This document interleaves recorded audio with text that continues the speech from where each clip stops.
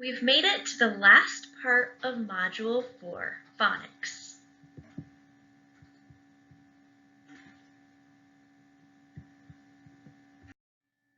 In this module, we will begin by adding phonics to our weekly lesson plan.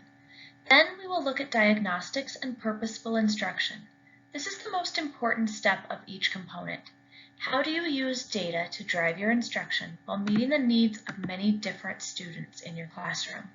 This is the million-dollar question in teaching. Please write down your thoughts, questions, and concerns as we go. We will have a chance to discuss and reflect together. Take out your weekly lesson planning guide from your binder. You are going to pick one grade level phonetic pattern to think about. Yours does not have to look just like mine. Remember, you are meeting the needs of your students. This is a rough guideline. I was thinking middle of the road and third graders when I made mine. Maybe your first graders would need additional practice with a 3-part drill for review. Maybe you would do the same phoneme word level practice all week for repetition. I would recommend teaching your new concept on Monday and your new red words on Tuesday. Take out your Orton-Gillingham lesson plan template and make sure you're hitting all the components within the week. We will add the text reading during our fluency model. Because everyone sitting in your class is not in the same place, knowing where they are and what they need is extremely important. Diagnostic test will tell you where they are and where they need to fill gaps. This is where small group differentiation comes in. Everyone in the class needs Tier 1 grade level standards. Kids will never catch up if they are missing this instruction. They need remediation in addition to Tier 1. Classroom teachers and interventionists need to be a team. They need to have common language and goals so the child is hearing the same thing in both places. Orton-Gillingham could not be better. It is individualized, diagnostic and prescriptive, and repetitive. Knowing the phonetic rules will help inform your instruction. You will now know how to help kids crack the code and stop guessing. It is not about the red, yellow, green, and blue on standardized testing. Kids with the same color and even the same score can need very different things. Today we will look at 3 phonics diagnostic tests: core phonics, syllable types plus, phonics screener, and word inventories. Once you have given these diagnostics and know where your student's lowest area of need is, you will build an intervention plan and groups around skills, not reading level. Groups should be flexible. Take a look at these steps. If you have a student who has not met benchmark standards, you need to progress through these steps. You can ask your school literacy teacher or interventionist for help if they are available. The first step, administer the diagnostics. Analyze the error pattern to identify strengths and areas of need. Identify the root cause or the lowest area of need. Target that area of need with research-based instructional strategies. Identify which tools, programs, or resources align with that strategy that can help you target the needs. And finally, identify your progress monitoring tool that you will monitor your child's progress. The first assessment we'll talk about is called Core Phonics. This is a decoding test. It tests everything from letter recognition, which is a receptive skill. You will give the child a letter, B, and the child points to that letter on a page, to letter names. This is an expressive skill. Students will say the letter names going from left to right. The letter names are out of order. Then we'll progress to sounds. Can students say the long or short sound, not the letter name? And notice that then the bottom part, the reading and decoding skills, progress through the phonetic patterns we've just learned. When a student misses something, write down what they say as a miscue. You will need to analyze those miscues later. The score isn't as important as the error pattern. Stop when a student misses quite a few in a section. This is where you will begin instruction. You do not need to torture yourself or your student by progressing all the way through the test if they're falling down in short vowel CVC words. Finally, the last line of each section is nonsense words. This shows if a child is just reading memorized words that they've already orthographic mapped. If they can read the real words and fall down on nonsense words, they are not phonetically secure in that pattern. The next test is the 6 syllable types plus test. This is also a decoding test.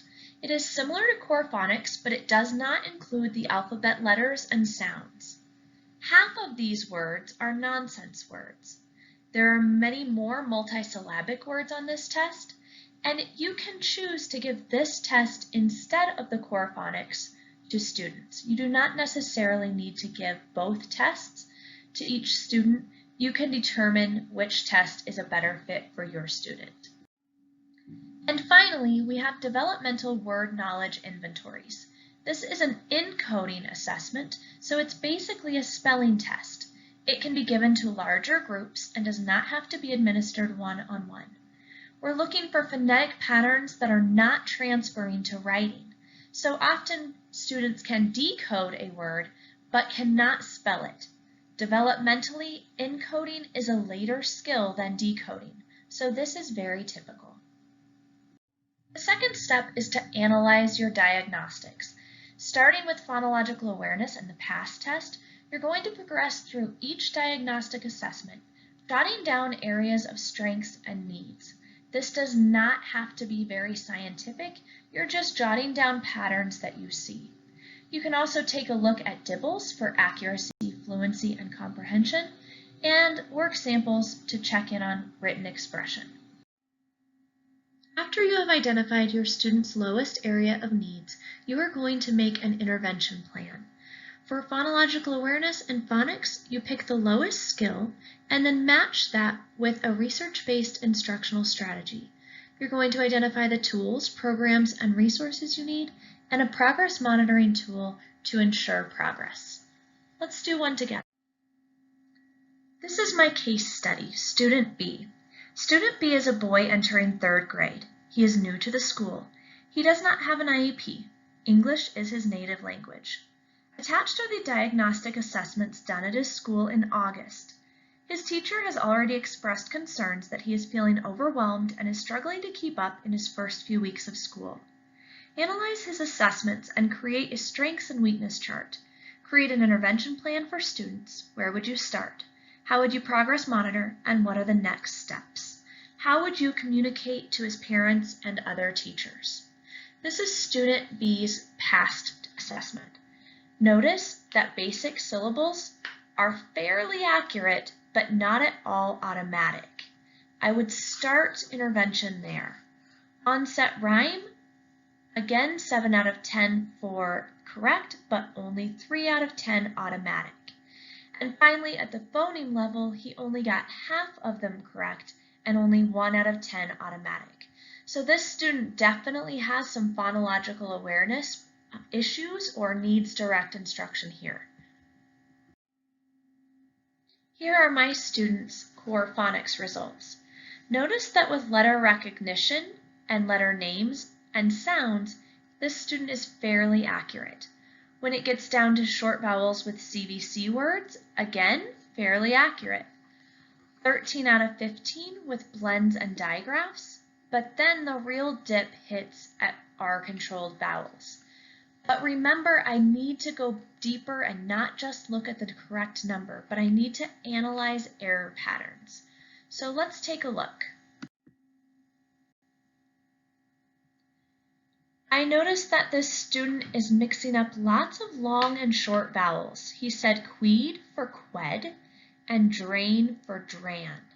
I also noticed that most of his errors happen in the nonsense words or pseudo words at the bottom. So that gives me the indication that this student is not as phonetically sound as I would like. Notice once we get to multiple syllable words, error patterns increase. Again, he missed all but 2 of the nonsense words. So definitely some multisyllabic word process and also nonsense words. This is my student's word inventory. take a look, see if you can find patterns.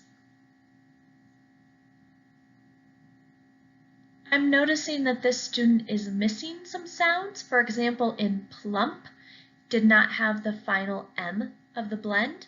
I also notice in twine, did not have the beginning blend. I noticed that again with long and short vowels, he said sleed for sled and break for brick. Once we get down to vowel teams, he did capture that it was a long vowel, but definitely needs help with vowel teams. So here are my analysis. Areas of strength, 2-syllable deletion. Areas of need, 3 syllables and automaticity. For core phonics, he had strong letter-sound correspondence and fairly good CVC, short vowel blends and digraphs. Areas of need were long versus short vowels and R-controlled vowels. For my word inventory, he did a pretty good job with vowel distinction. That means he used E's for vowel sounds and I's for vowel sounds. I think he had one mistake, but overall, vowel distinction, blends, and digraphs were a strength. Areas of need, capturing all the sounds in a word, short versus long vowels, and overuse of long vowels. Normally the error pattern was he would overuse long. I also took a look at this student's dibbles. I noticed that he was fairly accurate, but very slow. So his low fluency showed me that it was laborious decoding. So here's the plan that I would make for this student. I would definitely start at the syllable and teach him total physical response. I would start with the Equipped for Reading Success, David Kilpatrick's book at section D2, and I would progress monitor with the PASS test. For a phonics plan, I would do vowel intensives. I would do the OG approach 3-part drill for phoneme review, and I would start 95% group and sound spelling boxes to capture all the sounds. When I felt secure with those 3, I would begin instruction with the R-controlled vowels. I would find leveled, skill-based passages and books for independent reading. Knowing that he is a below grade level reader, I would need to offer support for his independent reading time. Once I progress monitored my student and noticed that he was secure in the skills that I had just planned for him, I would go back to the diagnostic test and continue diagnosing, finding new error patterns, and beginning again. So while the arrows are showing all down, once you get to the bottom and progress monitor shows that that student has secured the skill, you start back up at the top again. Now it's your turn to try it. You are going to administer core phonics, 6-syllable type, and word inventory to a student or person that you know. You are going to analyze their error patterns, finding lowest area of need, and then create an instructional plan. This is your final assignment for phonics, Module 4. This module has been a lot. I know that it was like drinking out of a fire hose. I also know there were many concepts on our scope and sequence that we did not hit. I'm hoping that you got a glimpse of the big picture and that you will know the resources available when you go to teach each of these phonics, that you can dive in a little deeper. We're going to have a group discussion just because I want your feedback on how you're feeling at this stage of the course.